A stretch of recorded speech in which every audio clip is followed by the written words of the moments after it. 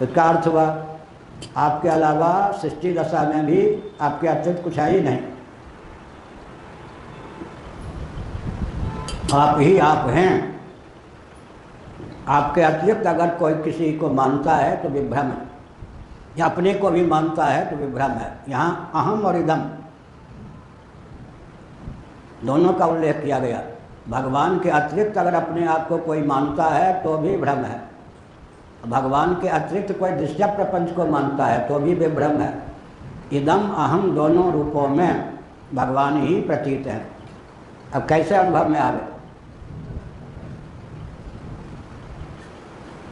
इदम के साथ कुछ मत जोड़िए। यह पृथ्वी या वृक्ष यहीं से ले लीजिए, या घट, खालिस प्योर केवल इदम का दर्शन होगा। या घट कहने में यह के साथ कुछ न जोड़े हैं तो यह का दर्शन होगा। या पृथ्वी, या जल, या तेज, या वायु, या आकाश। इसका अर्थ हुआ इदम में या तत्व में, वह तत्व में या इदम में आहुति मत डालें। इदम अग्नि में, तदग्नि में कुछ आहुति मत डालें तो क्या होगा? इदम इदम रह जाएगा या आत्मा होकर शेष रहेगा? तत्व रह जाएगा या आत्मा होकर शेष रहेगा? अहम के आगे कुछ आहुति मत डालें। मैं मनुष्य हूँ, पुरुष हूँ, स्त्री हूँ, कामी हूँ, क्रोधी हूँ, लोभी हूँ, प्राणी हूँ, चंचल हूँ, स्थिर हूँ, कुछ आहुति मत डालें। जैसे अग्नि में आहुति न डालें, ईंधन विहीन अग्नि अदृष्टिगोचर है या नहीं? अब अहम में आहुति न डालें, इदम में आहुति न डालें तो दोनों में भेद रहेगा या भेद हो जाएगा? कहिए बिल्कुल। अब एक दोनों दो रहेंगे ना, अहम दृष्टा रहेगा ना इदम दृष्ट रहेगा, दोनों तो एक ही हो जाए। जिसकी आहुति डालते हैं वो तो क्या है? अध्यस्त है। अहम इदम दोनों का मौलिक स्वरूप तो एक ही है, मूल में एक ही है। आहुति के बल पर अहम अहम है, इदम इदम है। अब बुरा न मानो, होली है। हम तो एक विचित्र उदाहरण देते हैं। हमारा आपका स्वभाव क्या है? इदम को मम, मम को अहम, अहम को मम, मम को इदम बनाना।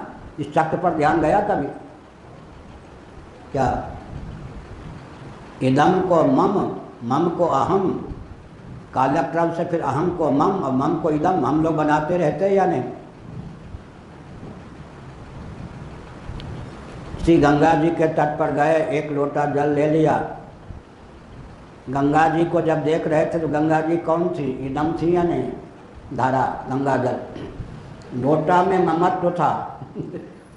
लोटा भी जब हमारे पास नहीं आया था, हमारा स्वामित्व इस पर नहीं था, बेचने वाले के यहाँ ये है, तब इसमें ममत्व कहाँ था? पैसा दिया, पैसा से ममत्व खत्म हो गया, पैसा हो गया दुकानदार और लोटा हो गया हमारा।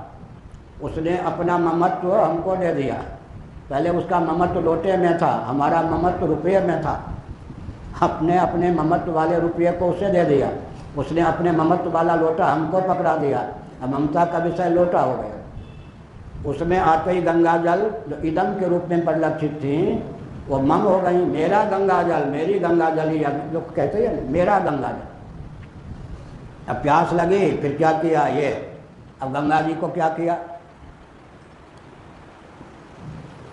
देखते देखते गंगा जी इदम से मम, मम से अहम हो गए।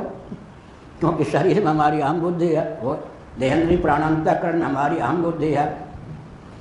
अब 2 घंटे या 1 घंटे के बाद मूत्र का वेग लगा, कहीं जाकर के उचित जगह पर। हाँ, लोगों को आश्रम आदि में रहना भी नहीं आता। अच्छे अच्छे लोग सेवा करने के लोग आते हैं, संकीर्तन भी करते हैं, उनके नायकों को पता नहीं, बहुत अच्छे हैं, गांव के लोग भी आते हैं। हम देखते हैं कि ऊपर रह के अब नीचे यहाँ थूक देते, ऊपर से पर कोई जा रहा हो ना जा रहा हो नीचे। अरे मठ है, हमको आज तक किसी ने देखा होगा कि स्नान घर के अतिरिक्त जहाँ थूकना चाहिए उसके अलावा आज तक किसी ने देखा होगा 5 साल की आयु से अब तक कहीं हमने थूका हो? अब कहीं उल्टी हो जाए तो बीमारी हो गई, कहीं थूकते हुए हमको देखा होगा? अब ये तो आश्रम है, दिव्य स्थान है, उन सबको ये पता नहीं, जहाँ हमारा थूक दिया। बहुत पाप लगता है, प्रमाद होता है। इसलिए हमने कहा गंगा जल पेट में गया हो गया अहम, मूत्र के रूप में निकल गया हो गया मम, देखते देखते गंगा नाला में मिल के बह गया हो गया इदम। अब दृष्टि से वो जल पता न रहा अहम, न रहा मम, न रहा इदम। ये नाटक चलता है या नहीं? देखते देखते किसी वस्तु को हम इदम बना लेते हैं, इदम को फिर चट कर जाते हैं तो अहम बना लेते हैं। उस अहम का कुछ अंश निकल जाता है शरीर के बाहर तो फिर वो मम बन जाता है। अपने मल में उतनी दूषित बुद्धि नहीं होती जितने कि दूसरे के मल में, यह मनुष्यों की। और प्रवाह का क्रम से फिर वो मम मलमूत्र भी इदम हो जाता है। हो गया ना? ये नाटक है। इसमें कौन अहम हुआ जी? कोई अहम हुआ क्या? जो इदम कालांतर में मम बन जाए, जो मम कालांतर में अहम बन जाए, जो अहम कालांतर में मम बन जाए, जो मम कालांतर में इदम बन जाए, वो क्या हुआ? ये सब धंधा चलता रहता। इसीलिए भगवान ने कहा इदम शरीरम, जिसको अहम बना के रखे हो उसको इदम बनाओ, क्षमता है तो। मम देह बुढ़ा कैसा यच्चान्य द्रष्टुमिच्छसि, क्या पहले शरीर को मम बनावे, मम देह, फिर कहा क्या कहा इदम शरीरम, इदम बनावे। अभी तो अहम बना के रखा है। तो शरीर है, अब इसमें प्रगति कैसे लावेंगे? जिस शरीर को हमने अहम बना के रखा है, देह में हूँ, मनुष्य हूँ, ये मनुष्य हम इत्यादि, शरीर को अहम को मम बनावे, कुछ तो जीवन शिथिल होगा या नहीं? लोटे पर आघात हो और शरीर पर आघात हो तो किसको लेकर भगने का प्रयास करेंगे? लोटा भले छूट जाए।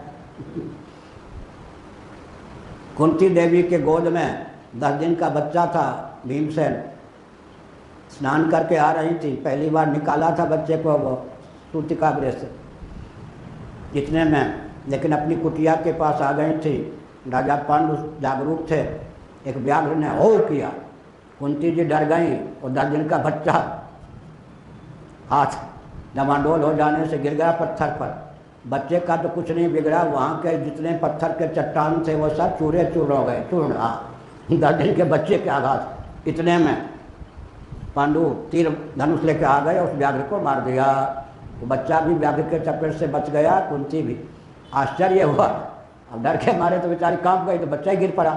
कि बच्चे का तो बाल बांका नहीं हुआ, लेकिन पत्थर का तो कचूमर निकल गया, चकनाचूर हो गया पत्थर। इसका मतलब मम पर, अहम पर, इदम पर विचार करें तो इदम मम, मम अहम, अहम फिर मम फिर इदम होता जाता है। यह चक्र है।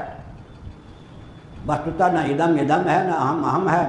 अगर हम आहुति डालना बंद कर दें तो इदमग्नि अहमग्नि दोनों का स्वरूप अंत में स्थिर चित्त स्वरूप परमात्मा ही है।